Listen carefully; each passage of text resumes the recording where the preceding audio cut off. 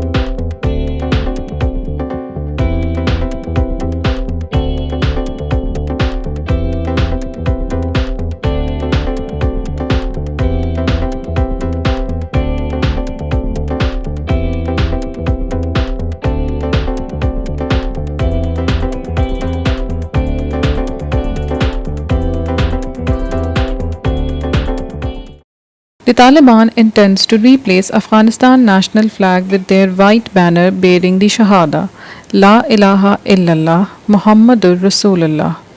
There is no God but God, and Muhammad is God's messenger after retaking the country.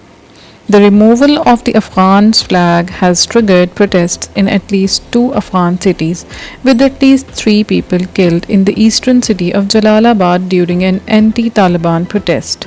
In a video that went viral on social media, protesters in Jalalabad tried to replace the government flag on a crowded street's pedestrian bridge after it was replaced with the Taliban banner. This is not the first time Afghanistan's flag has changed.